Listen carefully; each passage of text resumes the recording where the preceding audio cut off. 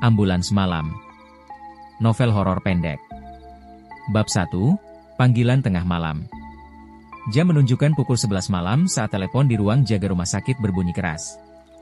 Pak Tono, seorang sopir ambulans berusia 50-an dengan mata lelah dan rambut yang mulai memutih, mengangkatnya sambil mengusap wajahnya. Halo, ambulans malam. Dengan Tono, katanya pelan. Suara dari seberang terdengar berat dan tergesa. Ada satu jenazah, harus segera diantar malam ini juga. Tidak ada keluarga. Langsung ke alamat yang tertera di map biru di laci dashboard ambulans. Nama desanya, Kertajaya. Pak Tono sempat mengernyit. Kertajaya? Baru dengar saya. Pokoknya antar saja. Ini sudah perintah langsung dari pihak manajemen. Suara di telepon langsung menutup sambungan. Pak Tono menoleh ke arah seorang pemuda yang duduk setengah tertidur di bangku panjang. Jak, bangun. Dapat tugas malam. Jaka, rekan barunya yang baru seminggu bekerja sebagai petugas pengangkat jenazah, terbangun dengan mata setengah terbuka. Jenazah lagi, Pak? Iya. Tapi kali ini, kita antar sendiri. Gak ada keluarga. Langsung ke desa yang bahkan saya belum pernah dengar. Jaka bangkit dengan ragu. Kertajaya? Serem amat namanya. Mereka berjalan menuju ruang pemulasaran. Di sana, jenazah perempuan sudah terbaring kaku dalam peti kayu coklat tua. Tertutup kain kafan putih, wajahnya tak tampak, dan tidak ada satupun yang datang menjenguk sejak sore tadi. Siapa namanya? Tanya Jaka. Pak Tono mengangkat map biru yang diletakkan di atas peti. Ningsih Rahayu. Tidak ada KTP, tidak ada keluarga. Katanya ditemukan meninggal sendiri di lorong rumah sakit lama yang sudah tak dipakai. Rumah sakit lama? Yang di belakang gedung ini? Jaka menelan ludah.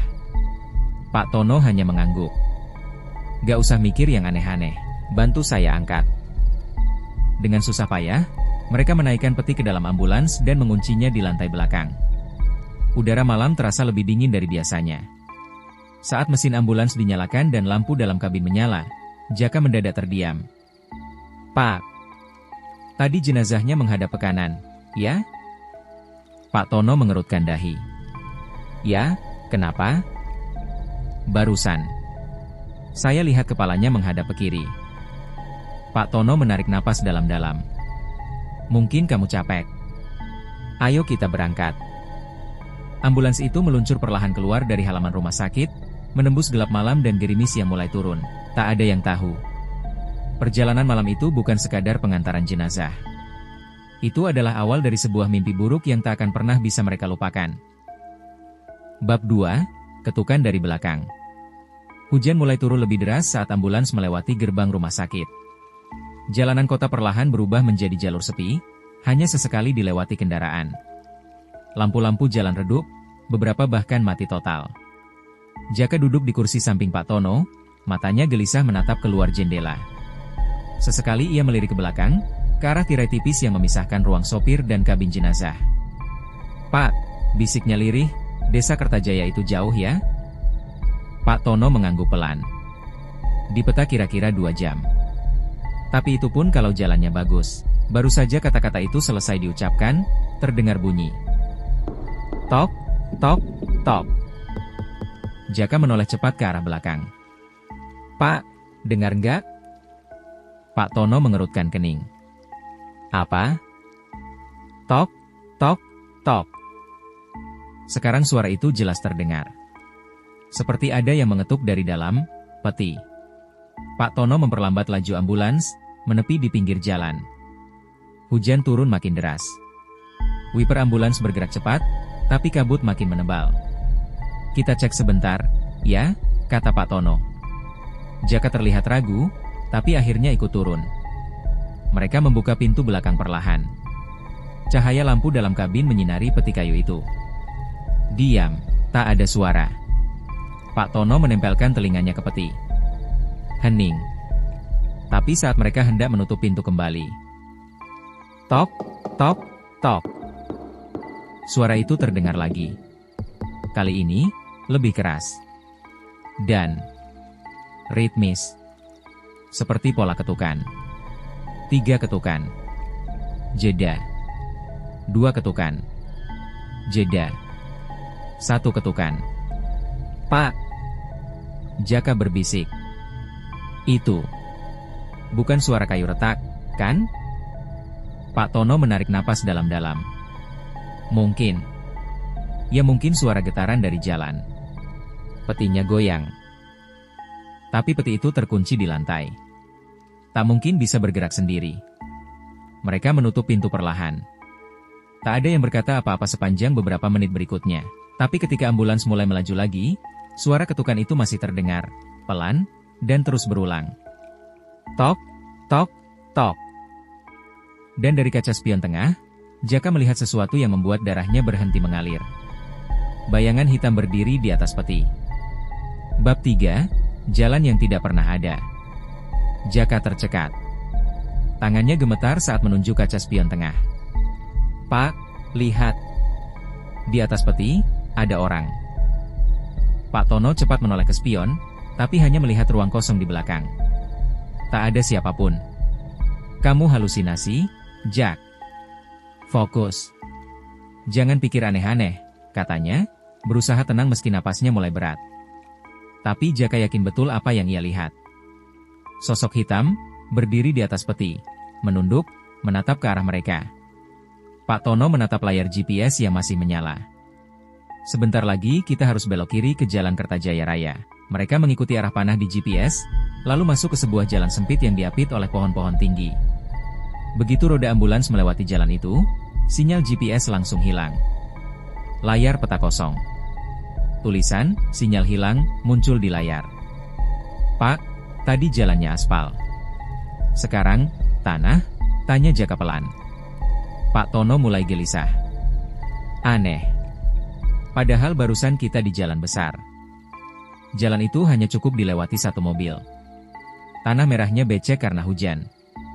Ranting-ranting pohon menjulur masuk ke badan jalan, seolah berusaha menyentuh kaca ambulans.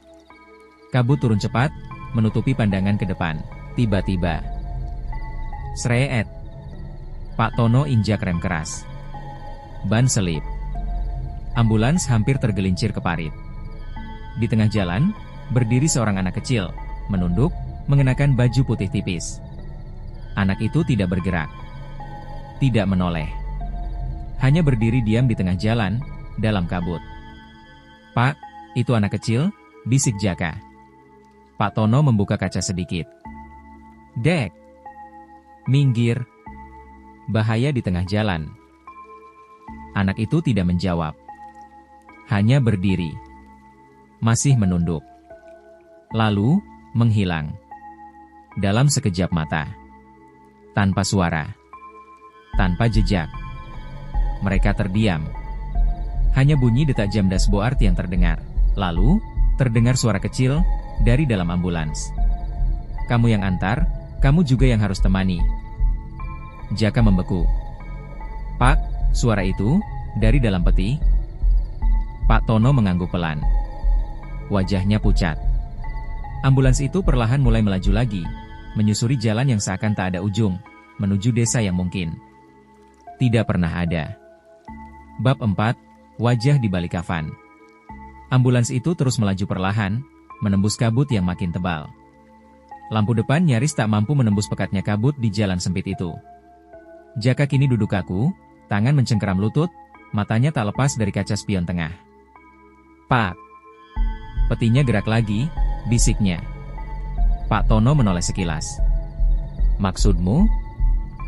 Peti itu barusan geser. Padahal tadi terkunci. Ambulans berhenti mendadak. Pak Tono menarik rem tangan, menatap Jaka dengan cemas.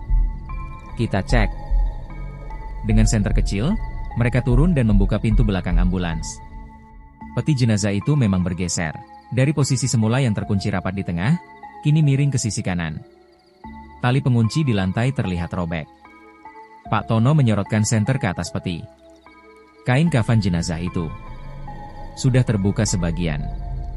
Ujung kain tersibak, memperlihatkan dagu dan sebagian bibir jenazah. Tapi bukan bibir biasa. Itu tersenyum. Jaka melangkah mundur, hampir terjatuh dari ambulans. "Pak, dia." "Senyum." Pak Tono menelan ludah. Ia mencoba menutup kain kafan itu lagi, namun tangannya bergetar hebat. Saat tangannya menyentuh kain, mata jenazah itu terbuka. Bola matanya putih pucat, menatap kosong ke langit-langit ambulans. Tapi lebih mengerikan lagi. Kepalanya perlahan menoleh ke arah mereka. "Aku belum mati." Suara lirih dan dingin terdengar dari bibir jenazah itu. Jaka menjerit dan menutup pintu ambulans sekuat tenaga. Pak Tono terguncang, wajahnya basah oleh keringat dingin meski malam itu begitu dingin. Tanpa bicara, mereka berlari kembali ke kursi depan dan menyalakan mesin ambulans. "Ton, kita bawa orang yang salah. Kita nggak lagi antar jenazah, kita antar arwah yang belum pergi," gumam Jaka sambil menahan tangis. Ambulans melaju cepat, menabrak dahan-dahan kecil yang menggantung di jalan. Tapi tak peduli. Mereka hanya ingin cepat keluar dari tempat itu. Namun, semua jalan yang mereka lewati kembali ke tempat yang sama. Di depan mereka, kembali berdiri anak kecil yang tadi. Dan di belakang, peti itu perlahan terbuka lebih lebar. Bab 5, Desa Tanpa Nama. Ambulans itu berhenti mendadak. Untuk ketiga kalinya malam itu, sosok anak kecil muncul di tengah jalan. Tapi kali ini, sosok itu tak menghilang. Ia berdiri diam, menatap langsung ke arah mereka.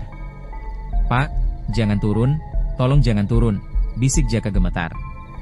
Namun sebelum mereka sempat berbuat apapun, sosok anak itu berlari ke dalam hutan. Dan saat itulah, kabut perlahan menipis. Di kejauhan, terlihat cahaya samar dari lampu minyak. Beberapa rumah panggung berjajar di sisi jalan, seolah baru muncul entah dari mana. "Desa," ucap Pak Tono. "Mungkin ini Kertajaya." Mereka perlahan memasuki perkampungan kecil itu. Tak ada mobil lain. Tak ada listrik. Rumah-rumah kayu gelap, sebagian sudah lapuk. Hanya satu rumah yang tampak masih dihuni, lampunya redup, dan seorang kakek duduk di beranda, menatap ambulans dengan sorot mata yang tajam dan tua sekali. Pak Tono turun. "Maaf, Kek. Kami dapat tugas antar jenazah ke Desa Kertajaya." "Ini benar, bukan?" Kakek itu tidak langsung menjawab. Ia memandang ambulans, lalu ke langit yang kelabu. "Kertajaya sudah lama hilang dari peta, tapi kalau kalian bawa jenazah, kalian bisa kuburkan di atas bukit sana," katanya sambil menunjuk jalan tanah kecil yang menanjak. Pak Tono dan Jaka saling pandang. "Bukit?" "Ya, kuburan tua. Dulu tempat kami mengubur orang-orang yang tidak diakui," gumam sang kakek pelan. "Kok maksudnya, tidak diakui?" Kakek itu tidak menjawab. Ia bangkit dan masuk ke dalam rumah, membiarkan pintu kayunya terbuka perlahan, berderit sendiri. Pak Tono menarik napas panjang. "Gak ada pilihan lain. Kita antar ke atas bukit." Jalan ke bukit itu sempit, licin, dan dipenuhi ilalang. Ambulans harus melaju pelan karena batu-batu besar berserakan. Di puncak bukit, terlihat deretan nisan tua yang miring, sebagian patah. Tak ada pagar. Tak ada penerangan. Hanya tanah merah, dan satu liang kubur terbuka. Liang itu seperti menunggu. Mereka turun perlahan. Kabin belakang dibuka. Peti itu sudah hampir terbuka seluruhnya. Kain kafan tersingkap, menampakkan tubuh jenazah yang membeku, dengan kepala yang menoleh ke kanan, lalu perlahan berputar ke kiri. "Pak, ini bukan tempat dia," desis Jaka. "Lihat tanahnya. Lihat." Tanah di sekitar liang lahat itu tampak aneh, basah, tapi bukan karena hujan. Seperti berlendir. Dari lubang menganga itu, keluar bau busuk bercampur amis, dan suara samar. "Dia bukan bagian kami. Jangan tinggalkan dia di sini. Ambil dia kembali." Tiba-tiba seluruh tanah di sekitar liang bergetar ringan. Batu nisan bergoyang, seperti ditolak oleh sesuatu di bawah sana. Pak Tono dan Jaka membeku. Tanah itu menolak jenazahnya. Lalu, peti itu terbuka sendiri. Dan tubuh jenazah itu perlahan duduk. Bab 6, Suara dari interkom. Peti itu kini terbuka sepenuhnya. Tubuh jenazah duduk perlahan, dengan gerakan patah-patah, seperti boneka tua yang digerakkan tali. Jaka menjerit dan berlari menjauh. Pak Tono tetap berdiri di tempatnya, tubuhnya membeku, tak mampu bergerak. Dari bibir jenazah yang pucat, keluar bisikan pelan, "Aku bukan milik mereka, dan kalian membawaku ke tempat yang salah." Mata perempuan itu menatap langsung ke arah Pak Tono. Kosong. Tapi terasa menusuk sampai ke dalam hati. Tanpa sadar, Pak Tono melangkah mundur, kembali masuk ke dalam ambulans. Tangannya gemetar saat menyalakan mesin. Anehnya, mesin langsung hidup. Lampu menyala. Tapi seluruh layar di dashboard, termasuk jam digital dan indikator bensin, mati. Dan tiba-tiba, interkom ambulans yang biasa digunakan untuk komunikasi rumah sakit, menyala sendiri.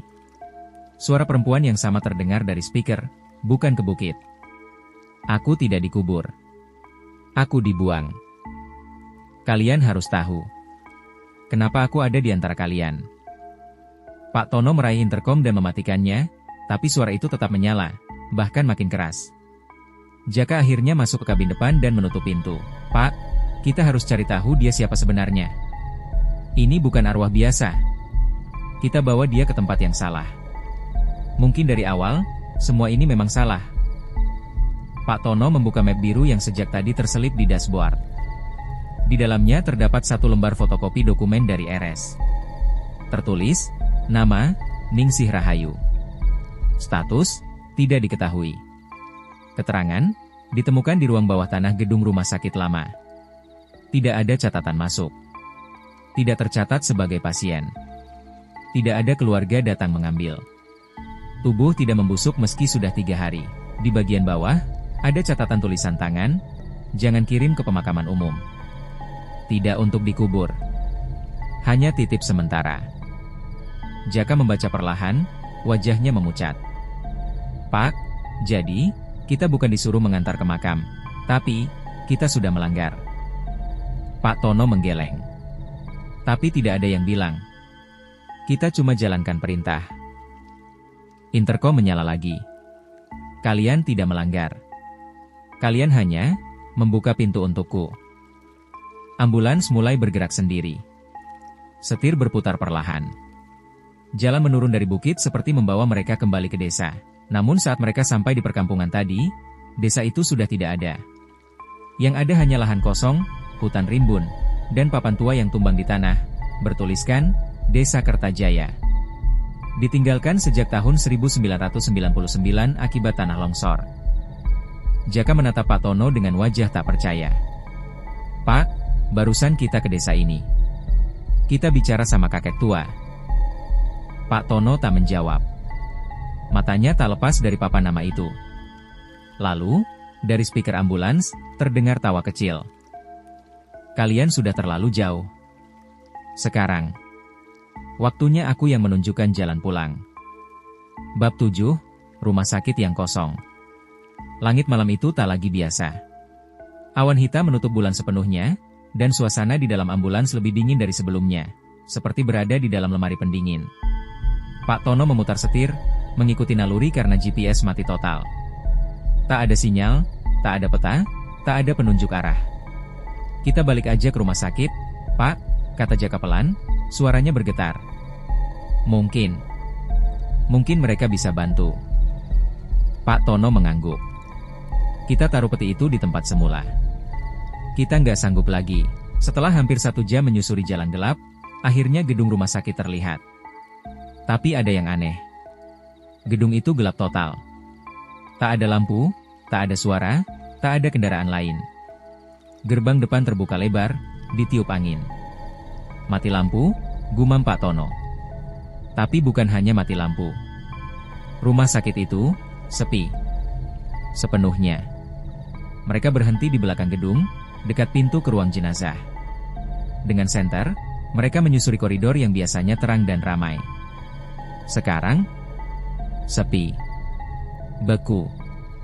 Dindingnya seperti berjamur. Ubin lantai licin seperti baru dibasahi darah. Pintu ruang jenazah terbuka perlahan, seperti menunggu.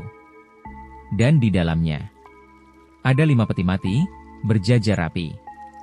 Semua terbuka. Kosong. Jaka mundur beberapa langkah. Pak. Yang tadi cuma 1. Sekarang ada 5. Pak Tono menyorot senter ke lantai.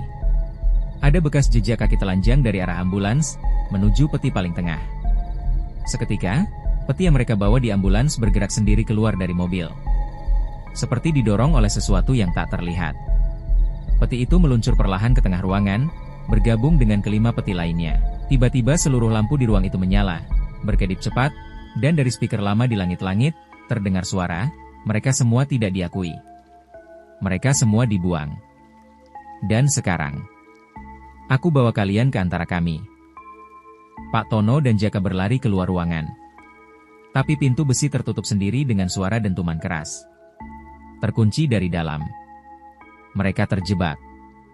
Dan dari balik peti, sesosok tubuh wanita perlahan bangkit. Kain kafannya lusuh. Mata putihnya menatap Pak Tono. Bukan aku yang mati. Kalian yang sedang menuju kematian. Bab 8, Dokumen Terlarang. Pak Tono dan Jaka terkunci di dalam ruang jenazah tua yang kini berubah seperti lorong kematian.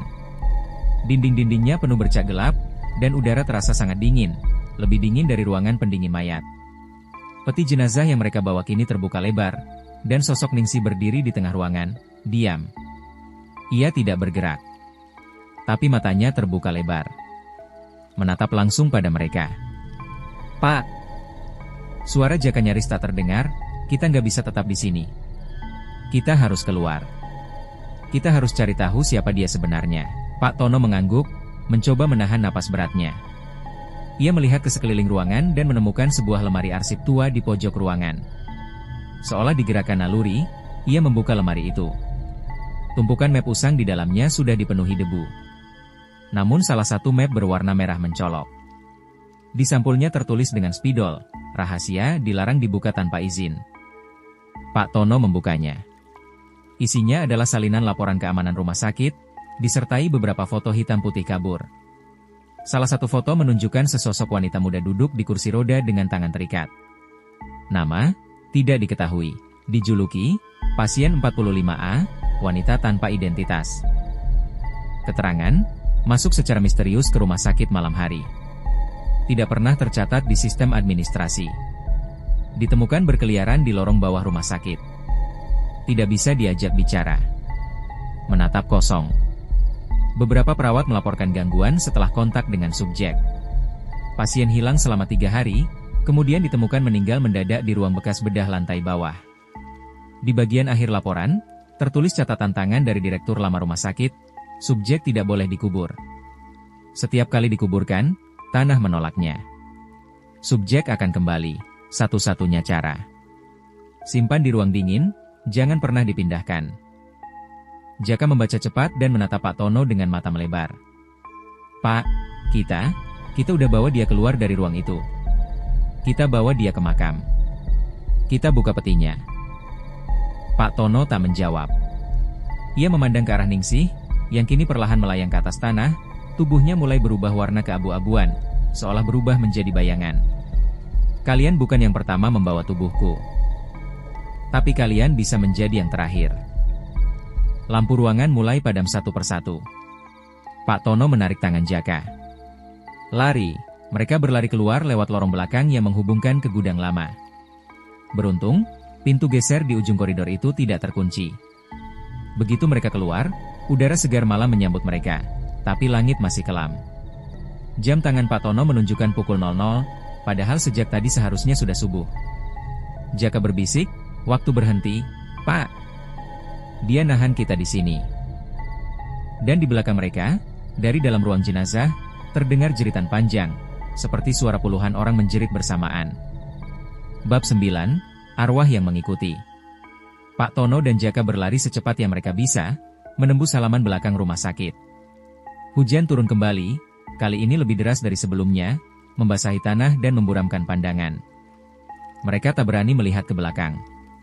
Suara jeritan dari dalam ruang jenazah masih menggema. Namun lebih dari itu, mereka bisa merasakan sesuatu mengikuti. Bukan langkah. Bukan bayangan. Tapi, tekanan. Dingin yang merayap, seolah napas kematian berada di tengkuk mereka. Begitu sampai di ambulans, Pak Tono langsung menyalakan mesin. Kali ini, mesin menyala dengan cepat, tapi radio hidup dengan sendirinya. Dari speaker mobil, terdengar suara berdesis, "Jangan tinggalkan aku lagi." Jaka menjerit dan mematikan radio. Tapi suara itu tak berhenti. Kini terdengar dari speaker GPS. Lalu dari intercom. Lalu dari belakang. Lalu dari dalam kepala mereka. "Pak, dia nggak di rumah sakit lagi." Jaka menoleh perlahan ke belakang. Di ruang jenazah ambulans, peti itu kosong. Peti yang sebelumnya terkunci, kini terbuka lebar. Dan di kursi belakang yang biasa digunakan untuk pendamping jenazah, ada seseorang duduk diam. Bajunya basah kuyup. Rambutnya panjang. Kepalanya tertunduk. Jaka berbisik, "Pak, kita nggak sendiri di mobil ini." Pak Tono mencoba fokus ke jalan. "Jangan lihat. Jangan ngomong. Abaikan dia." Namun Jaka tak tahan. Ia menoleh lagi. Dan sosok perempuan itu kini menatap lurus ke arah mereka. Wajahnya bukan wajah manusia. Matanya terlalu besar. Kulitnya terlalu putih. Bibirnya masih tersenyum. "Bukan kalian yang memilih mengantarku. Aku yang memilih kalian." Tiba-tiba, semua lampu dalam mobil padam total. Pak Tono menginjak rem, tapi pedalnya tak berfungsi. Mobil terus melaju. Tak ada cahaya. Tak ada arah. Hanya suara napas berat dari jok belakang. "Pak, kita ini ada di mana sebenarnya?" tanya Jaka, nyaris menangis. Pak Tono tidak menjawab. Tapi GPS yang tadi mati, kini menyala kembali, dan menunjukkan satu rute, menuju tempat peristirahatan terakhir. Waktu tempuh tak terbatas. Bab 10, ambulans terkutuk. Ambulans itu terus melaju dalam kegelapan. Tak ada lampu jalan, tak ada rumah, bahkan tak ada langit. Hanya kabut yang membungkus setiap sisi, seolah mereka sedang meluncur di antara dunia nyata dan sesuatu yang lebih kelam. Pak Tono memutar setir ke kiri, tak ada reaksi. Ia rem mendadak, tak berguna. Mobil itu seolah dikendalikan sesuatu. Dari jok belakang, Ningsih masih duduk. Diam. Menatap lurus dengan mata kosong namun sadar. Dan bibir itu masih tersenyum. "Tempatku bukan di tanah. Bukan di dunia. Tapi aku bisa tinggal, jika kalian membuka pintunya." Jaka terisak. "Pak, kita harus keluar dari sini, kita harus. Pak Tono menggenggam kemudi erat-erat, wajahnya penuh peluh meski suhu sedingin es. "Dia belum dikuburkan," katanya pelan. "Tapi bukan karena tidak bisa. Dia tidak mau. Dan sekarang, dia mau tinggal di dunia. Lewat kita." Tiba-tiba, kaca depan ambulans retak dari dalam.